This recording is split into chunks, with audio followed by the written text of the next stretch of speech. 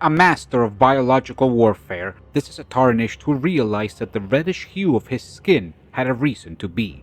With heated blood to the point of boiling, he realized that disease was of no threat to him. As time passed, he became proficient and even an expert in all matters of poison and blood. Capable of controlling and manipulating these afflictions, he soon became a very knowledgeable physician. Unfortunately, he is not interested in healing his patients as he is in dominating them. There is no need to schedule an appointment, as walk-ins are welcome to see Dr. Funguy. This is a strength arcane build that has the focus of crushing its opponents by combining pure force with absolute status effect manipulation. With proper applications of poison and rot, as well as the capability of proccing both bleed and frost multiple times, you will see that the strength of this character never stops growing. Going in with a full focus on offense to the detriment of defense, this is a build perfect for those players that will either come out victorious or not at all. As always, we will review the stats of this build, the equipment that we use, and of course, its applications within the game. Since there is a lot of ground to cover, I have created timestamps in the description of this video in order to make it easier to navigate the content and give you the opportunity to skip straight to the part that interests you the most. Let's get started. This is a PvE focused build that works well in both solo and jolly cooperation. The objective of this build is to create a powerhouse character that takes advantage of different status effects as well as different conditional buffs in order to almost double its attack power. By combining the damage and stance breaking capabilities of Great Hammers with the damage and buffs we receive from poison and bleed, we are able to check enemies in for surgical amounts of pain. With a clear objective of carnage in mind, this character sacrifices a lot of defenses in order to increase its offensive capabilities. While it could be thought of a risk, the reality is that your opponents can deal no damage to you if you do not let them attack. That being said, while we do make a very conscious defensive sacrifice, the character still enjoys a very healthy HP pool in order to make sure that it can survive a few hits. This build is tailored to those players that are able to perfectly plan a constant attack. Like mentioned before, the enemies won't have time to hit you if you are chaining status effects and stance breaks in a relentless assault. To reach this objective, we will be running the following stats. Start the game as a Vagabond. This class is the most efficient to reach the required stat block for this build, allowing us to make use of every rune level possible to its maximum potential. As the primary focus of this build is PvE, I have chosen to base it on rune level 150. Finally, this is the stats block that you want to end up with. 60 Vigor, 20 Mind, 11 Endurance, 50 Strength, 14 Dexterity, 9 Intelligence, 15 Faith, and 50 Arcane. There are many ways to reach these stats. Level up however you feel comfortable.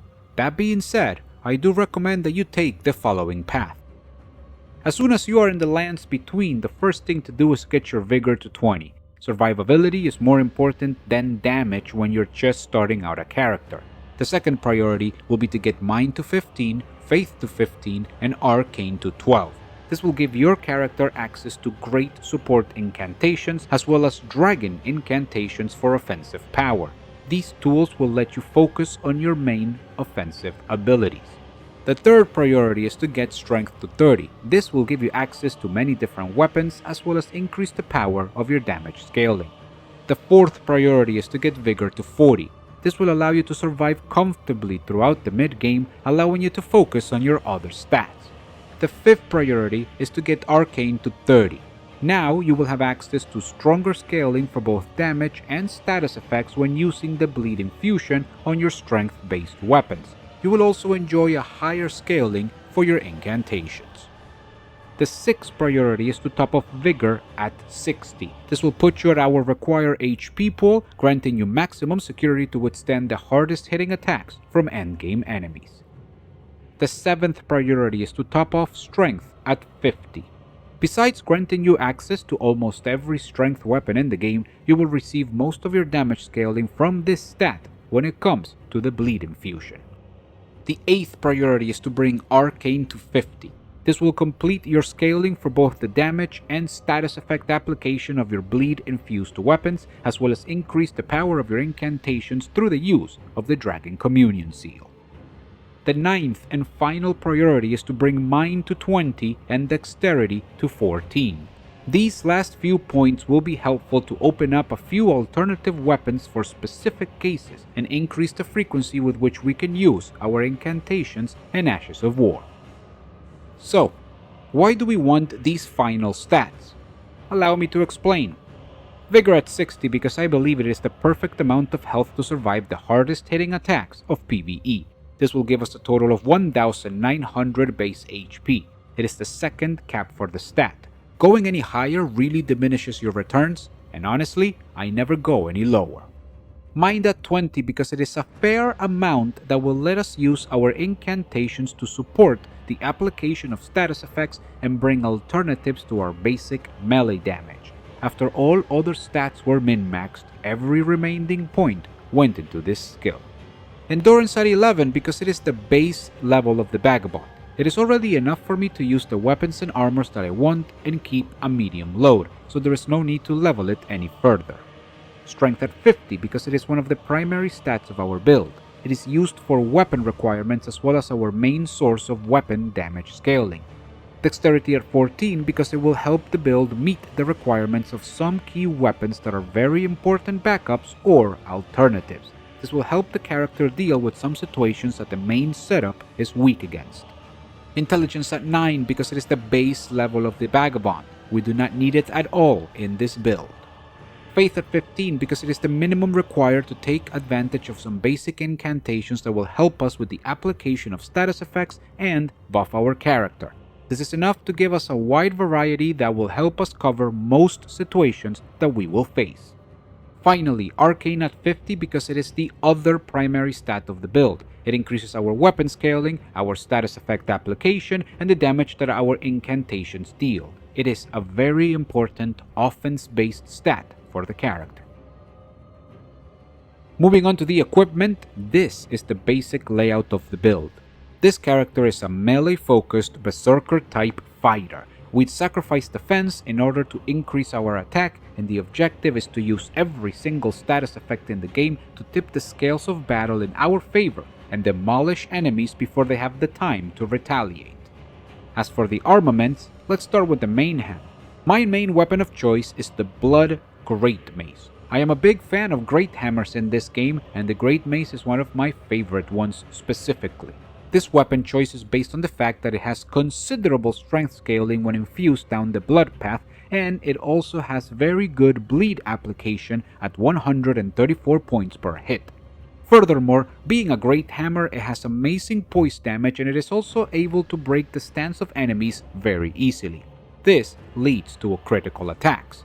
Now, a critical attack with a great hammer consists of 2 hits. Each of these hits apply the corresponding 134 points of bleed individually, and that means that on top of the critical damage, we will be getting consistent bleed procs. Overall, I think it is a perfect weapon for the objectives and the feel of the build. As for its Ash of War, we will be going with Poisonous Mist. On its own, this Ash of War does provide us with some good on-demand damage and poise to tank a hit. It is also very good at proccing poison. Now, while poison on its own is not a very good status effect, it still comes in handy to proc damage boosting effects from some of our other equipment. As you can see, the combination of bleed and poison on this great hammer gives us access to both of the mentioned status effects, plus stance breaks, and this generates great control over the enemy. The other weapon in our main hand is the Heavy Cane Sword. I am sure that you are wondering why I use this weapon specifically, as it is not a very good weapon. The honest answer is that it is a matter of weight. This straight sword has the longest reach at the exact weight that I need to be able to keep it in my secondary slot while maintaining a medium load. This weapon has one purpose and nothing more. It is there to use its Ash of War, Poison Moth Flight, in order to deal heavy damage to poisoned enemies and remove the effect from them. I will go into more detail about this technique later in the video, but for now, understand that the objective is to poison our enemies, remove the effect using this Ash of War, and then reapply the poison in order to reset our damage increasing buffs. Like I mentioned before, I will be explaining this process in detail later in the video. While these are my main choices, there are some alternatives that you can take advantage of as your main damaging weapon. If you're not happy with the Great Hammer, you are also welcome to use the Blood Iron Greatsword. This choice of main weapon will give you about 5% more damage than the Great Mace, but it will provide less stance breaking capabilities. So it comes down to a personal choice. Do you like more raw damage, or do you prefer getting critical hits more often? There is no wrong answer, it's just a matter of what you want to do. Other than that, the weapon functions exactly like the Great Mace. It has the same Ash of War, Poisonous Mist, and it gives the same amount of bleed application, 134 points per hit. A good strategy is to take advantage of the Iron Greatsword when facing common enemies and then switch to the Great Mace when you need strike-type damage. In any case, they are both good weapons. Another alternative to use as your main weapon is the Blood Rotten Battle Hammer. In my opinion, this is the worst choice, but it does have its benefits. First of all, it's important to understand that this has the shortest reach of all of our options and the lowest damage. That said, it is still a great hammer, which means that it deals the superior strike type damage and it has amazing poise damage to stance break enemies. As for its bleed application, it is the same as the other weapons, 134 points per hit. As for its Ash of War, we continue to use Poisonous Mist. The objective is the same as the other weapons. Get the enemy poisoned, apply bleed, and break their stance for a finishing critical attack. The combination of the status effects with the damage boost we receive will result in the enemy being left completely defenseless. Of course, the main attraction of this weapon is the fact that it has Scarlet Rot buildup as well. It has a base buildup of 65 points per hit, and our Arcane stat does not increase this at all. That being said, it does combine well with the Rotten Breath incantation in order to proc this status effect more often. We also get the same damage boost from this status effects that we do from Poison. All of this sounds really good, and it is, but I do not think it is enough to sacrifice the extra damage and reach from the other weapons. I do not think that Scarlet Rot is that powerful in comparison to the damage that we are already getting from the Poison status effect. In short, I believe that it is redundant. Nevertheless, it does have its uses, so it should be considered when running this build. Finally, speaking of the offhand, we are just running the Dragon Communion Seal. This build uses a few useful incantations that help us deal some damage and further inflict status effects on our enemies. Also, we have some great support incantations that will increase our chances of survival, depending on what kind of enemies we are fighting. Taking into consideration that we have a pretty high arcane stat, the amount of incantation scaling we get from it is actually considerable. At these stats, the Dragon Communion Seal has an incantation scaling of 270 points. This is not bad for a support tool, and we cannot forget the additional damage that it gives to our Dragon Communion incantations. Overall, this build is not a caster, but we can still deal good damage with our choice of spells. With our weapons out of the way, let's talk about Talismans. This build has two objectives when it comes to Talismans: health and damage. We want to have a large HP pool to survive some hits, and we want to be able to put a lot of damage on the table. For this reason, we are running the Erdtree Favor +2 and the Crimson Amber Medallion +2 in order to get the HP values we want, as well as the Kindred of Rot's Exaltation in combination with the Lord of Blood's Exaltation in order to provide a lot of additional damage when the conditions are met. As a result, this build will have a total of 2134 HP, and it will receive a 20% damage boost when we proc Poison, with an additional 20% damage boost when we proc Bleed.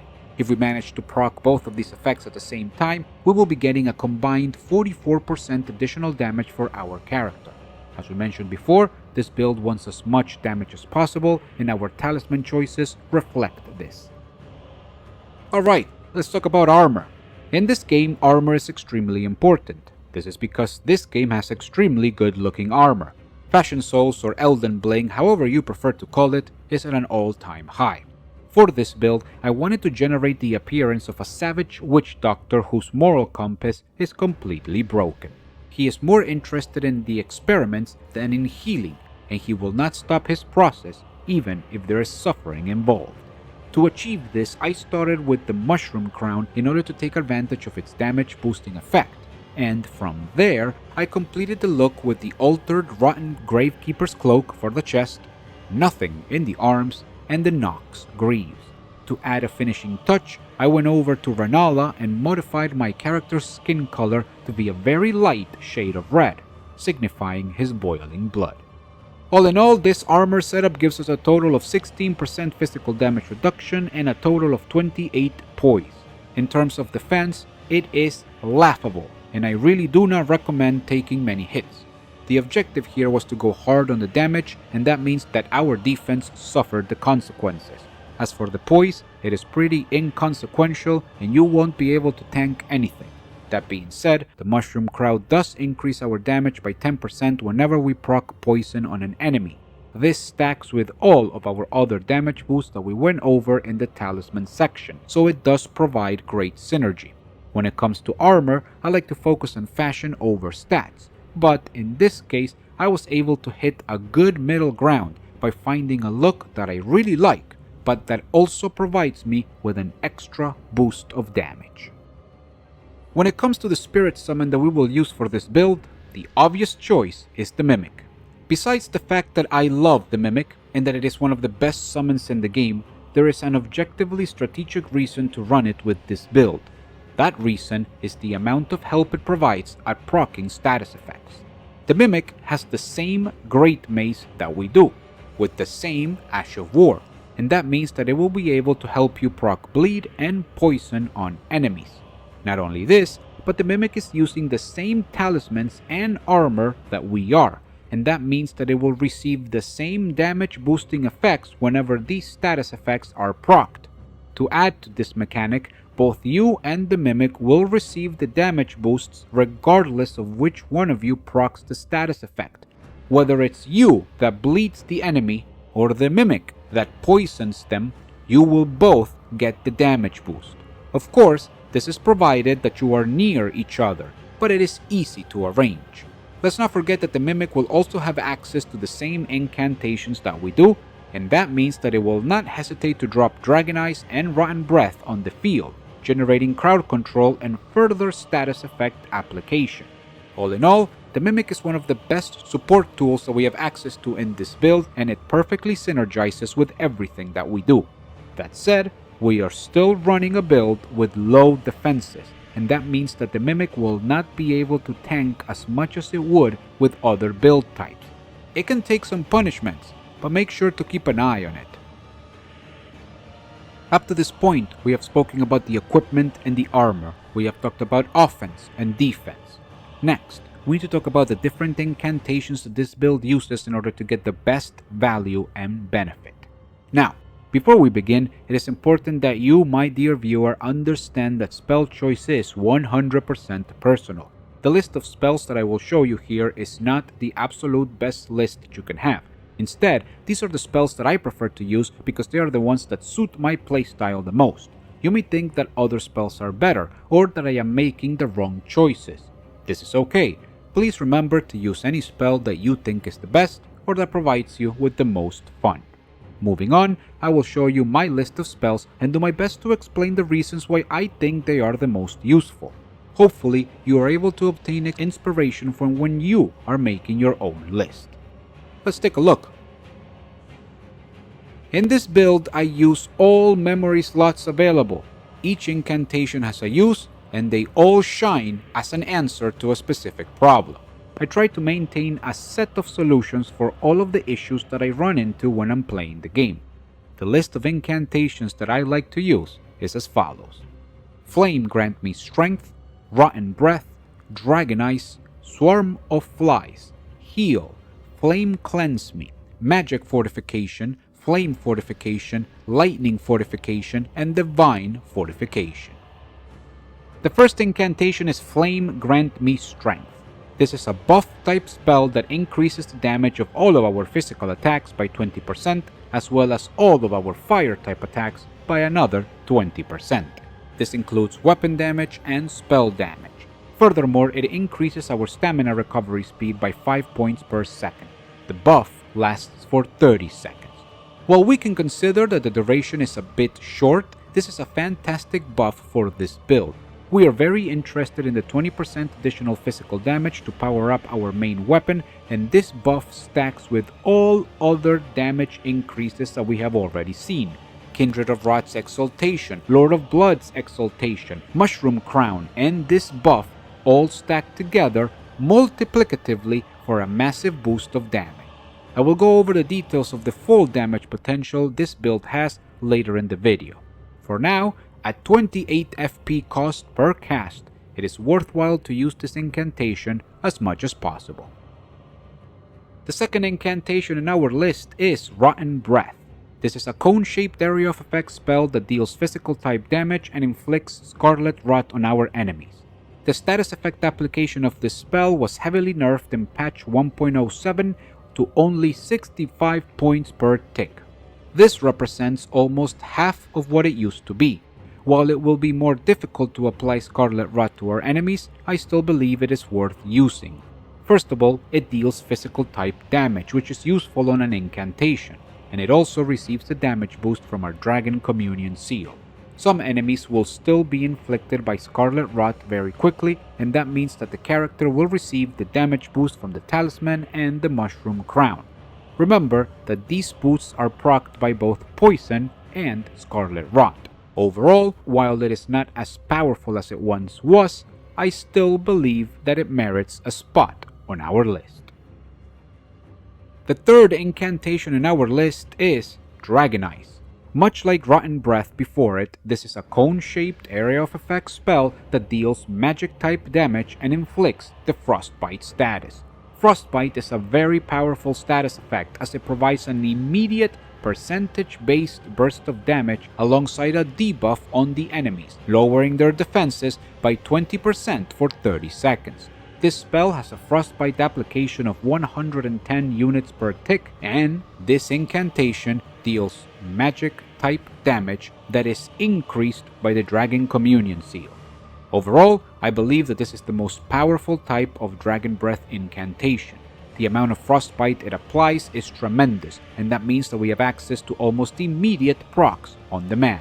While frostbite does not give our character more attack, it does lower the enemy's defenses, and that synergizes well with all of the damage boosts that we receive from the bleed and poison procs.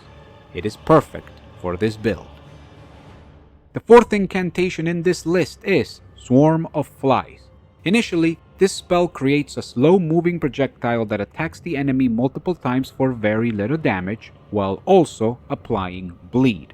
Obviously, the bleed application is more important than the damage to this particular build. That said, my number one use for this incantation is as a pulling mechanism.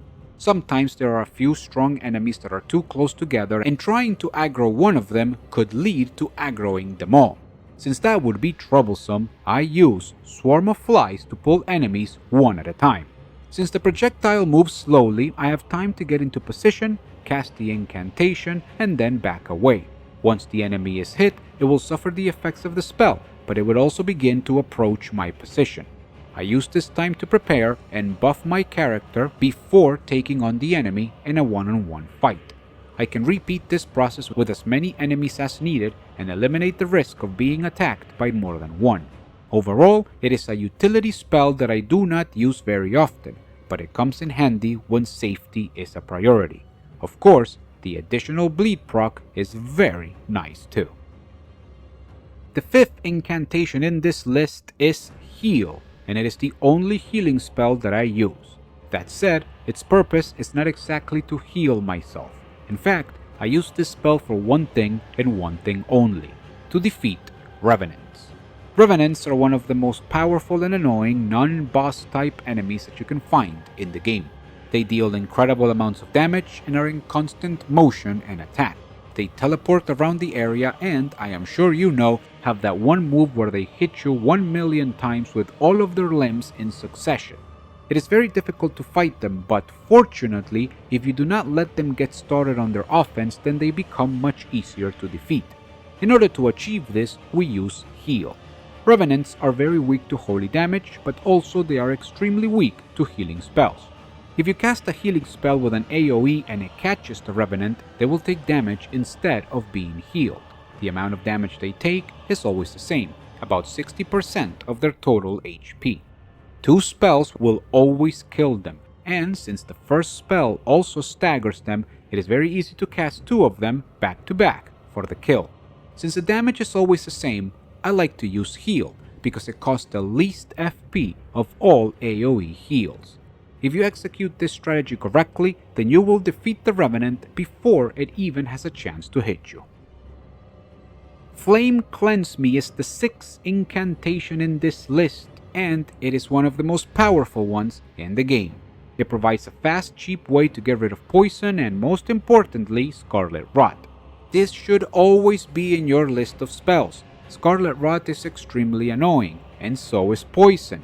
This is especially harmful in Elden Ring because due to the size of the game and all of the exploring that we do, having a damage over time debuff like poison or Scarlet Rot is really bad for your resource management.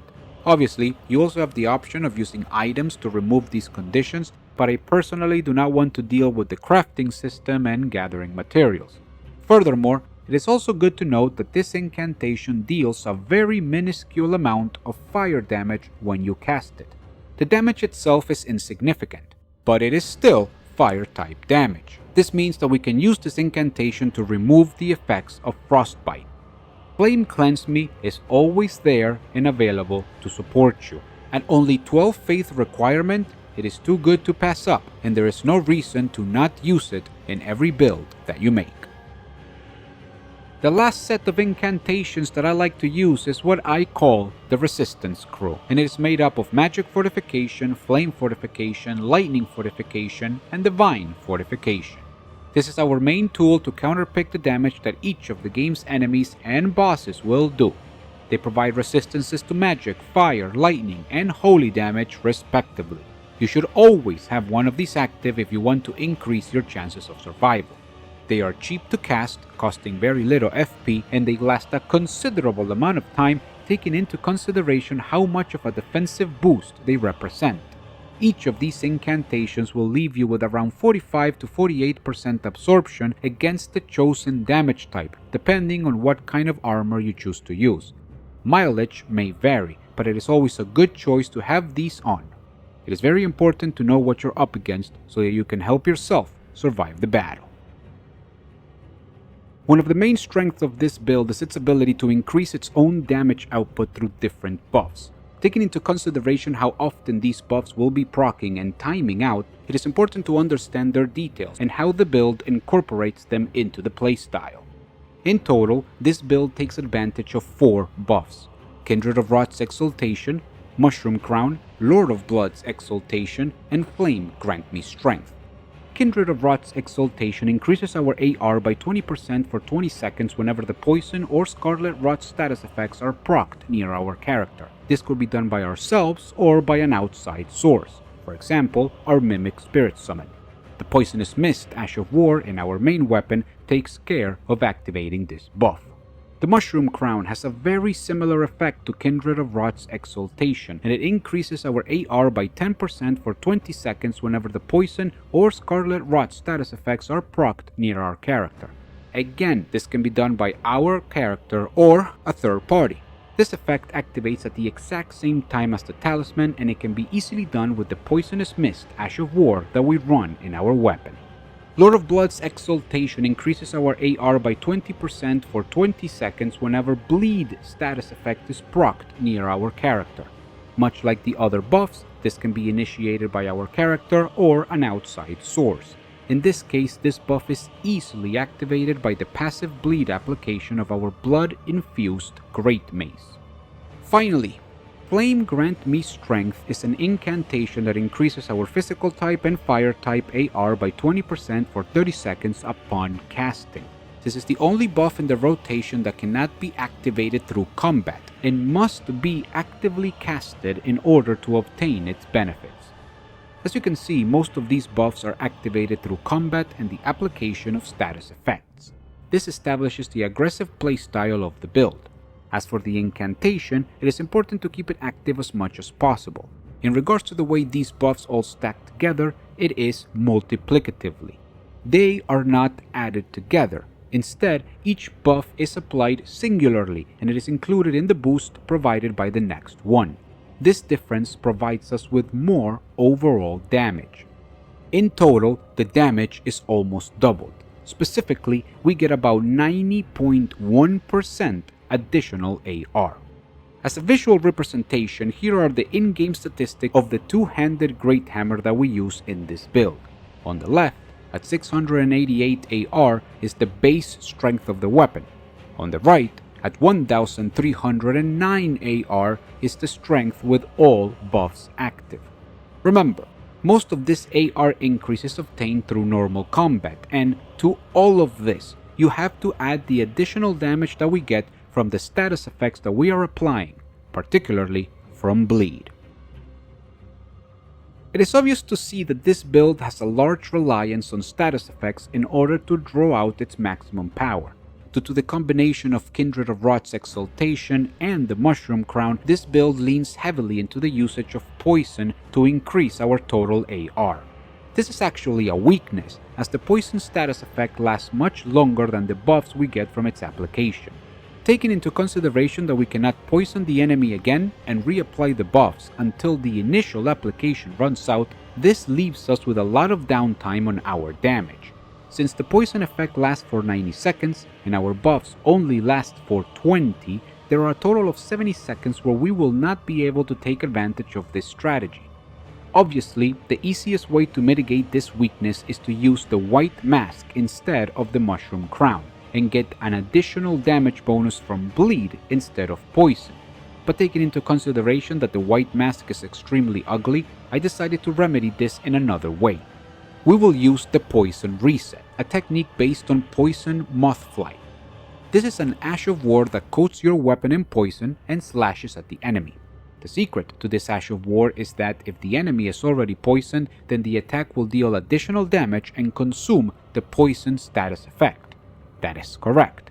It removes the poison from the enemy, and that is exactly what we're looking for. Once the poison is gone from the enemy, we are free to reapply it and reactivate our buffs. The objective is to poison the enemy, proc the buffs, time them out, use Poison Mothflight to remove the poison, and then reapply it to proc the buffs again. As you can see, when it comes to longer battles like bosses, making good use of this technique is the best way to increase the uptime of our buffs and maintain a good damage output throughout the whole fight. I am sure that by now, you, my dear viewer, have realized that this build has a complete dependency and over-reliance on status effects. And you would be right. What happens if we fight an enemy that is immune to status effects? This is a very good question, and the answer is the Mirai's Executioner's Greatsword. Whenever you face an enemy that renders status effects useless, we will need to make a change in our setup. The build is exactly the same. We just need to switch the weapons and the talismans. In regards to weapons, we will remove the Great Mace and introduce the Mirai's Executioner's Greatsword. This weapon has good damage, great scaling that benefits our build, and a fantastic Ash of War. In fact, this alternative setup is based on maximizing its efficiency.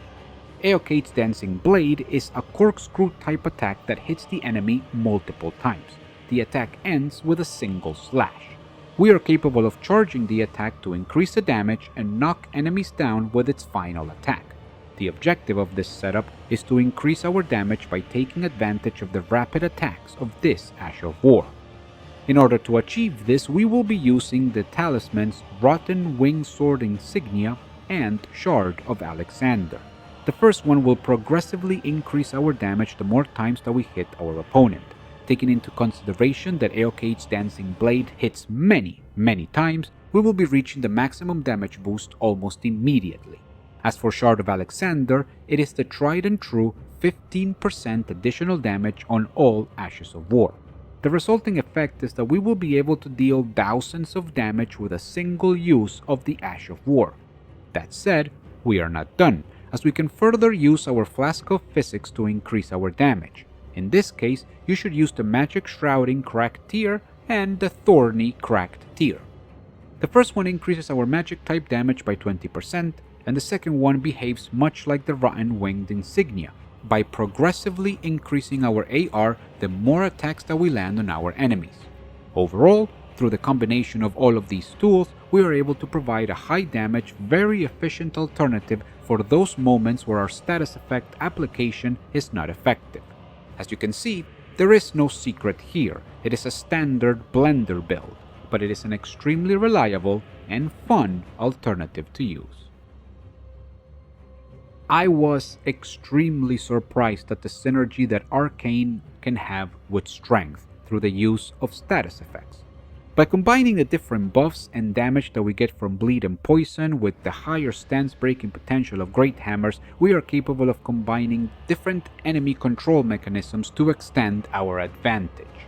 The build has a very clear weakness in its dependency to status effects, but fortunately, the Strength Arcane hybrid also gives us the option to run a standard blender build when needed. And we cannot forget that we also have access to very good support incantations, both offensive and defensive. All in all, I have found that this kind of build is best suited to an all-offense Berserker playstyle. While this means that we will be sacrificing some defensive power, the build usually ends up overwhelming its enemies. That being said, when it comes to bosses, we will need to be much sharper with our dodges and take full advantage of our buffs. This increases the player skill required to run the build, but when you're hitting for over 1300 AR with a Great Hammer, HP bars tend to deplete very quickly. I honestly had a lot of fun with this build. It is a high risk, high reward strategy, the true thrill of battle, and I hope that you are able to take advantage of it. Thank you very much for your time, and I hope I get to see you on the next one.